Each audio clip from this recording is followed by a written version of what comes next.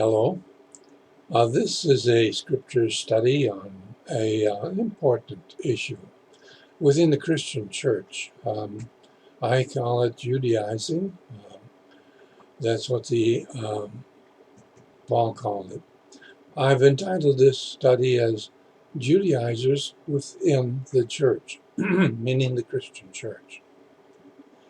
Within the Christian church, it is increasingly found Christ's teaching being replaced by Old Testament, which Christ has in the new covenant made of none effect or nor binding. Among these were the Mishnah teachings, of which Christ spoke strongly against. These teachings are again what Paul found disturbing, and what he at the time called Judaizing. The following will describe concerning this issue within the Christian church today. Judaizers are predominantly a Christian term, derived from the Greek verb iodias, live according to Jewish customs, siadoias. This term is most widely known from its single use in the Greek New Testament, Galatians 2, verse 14, where Paul publicly challenges Peter for compelling Gentile converts of the early Christianity to Judaize, also known as the incident at Antioch.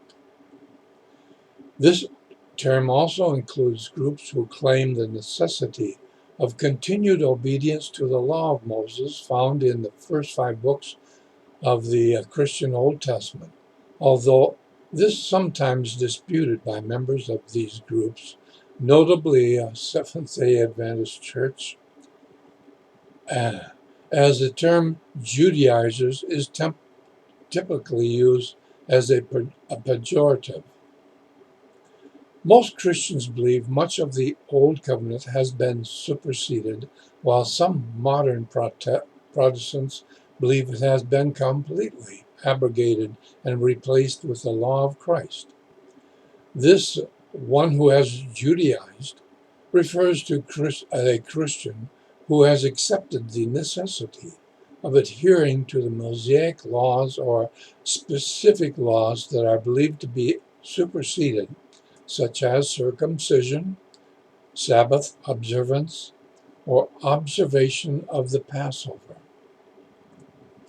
The ongoing Christian debate over Judaizing began in the lifetime of the apostles, notably at the Council of Jerusalem and the incident at Antioch, and parallels the ongoing debate about Paul the apostle, and Judaism, Protestants' views of the Ten Commandments and the Christian ethics.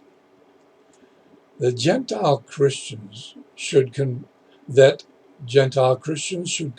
to Judaism and obey the laws of Moses as the assumption of some in the early church, represented by Pharisees who had become believers in Acts 15. That's Acts 15, verse 5. This was the Jewish Christian version of the opinion within the Judaism that Gentiles should convert to Judaism in order to be right with God. See, convert to Judaism. This opinion was traced by some scholars to a faction within early Christianity after the crucifixion of Jesus, led by Jesus' brother James and the just, though compare Acts 15:24.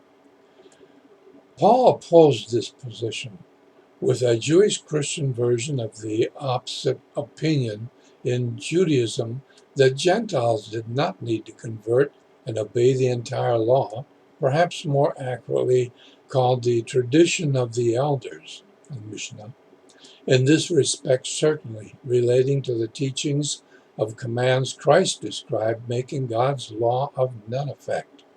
And that you can see in Mark 7, verse 7 through 9. See also the Hellenistic Judaism. This conflict between Apostle Paul and his opponents was the reason for the Council of Jerusalem. See Acts 15, verse 1 through 35. Here, James, Paul, and other leaders of the early Christian movement agreed that Gentile converts need only follow three exceptions, and that's in Acts 15, verse 20 through 29, counted by some as four. Laws that roughly coincide with Judaism's 7 laws of Noah, said to be established by God for all mankind. See also Genesis 9, verse 1 through 7. This apostolic decree, still observed by the Orthodox Church, is similar to that adopted by Rabbinic Judaism, which teaches that Gentiles need only follow the Noahide laws to be assured of a place in the world to come. See also dual covenant theology. Probably the best description of Judaizers is in Acts 15, verse 1.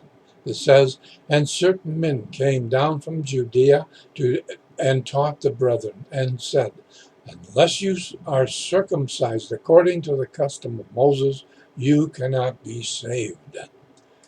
Circumcision performed for the purpose of being saved meant a full, formal conversion to Judaism, complete with a baptism into Judaism and an embracing of the rabbi's entire oral law, probably the law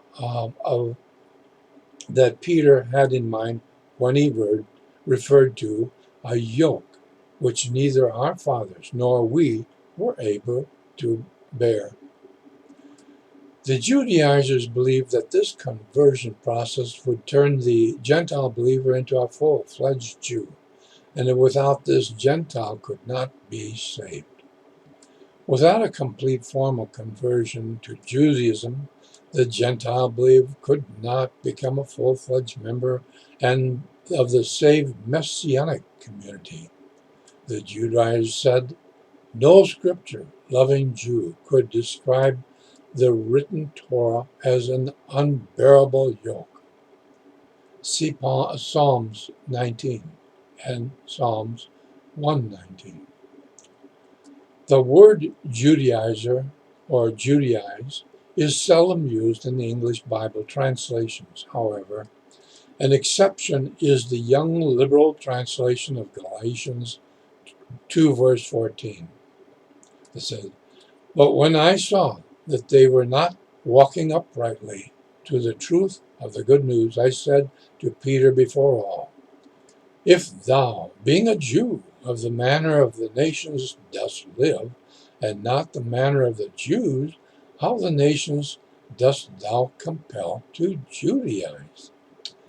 Well, that's the end of this study. It is very short, and I put it out as a study, not a teaching, to hope that I can get Christians into the Bible, to test every word and spirit that comes their way, not believe everything they are told.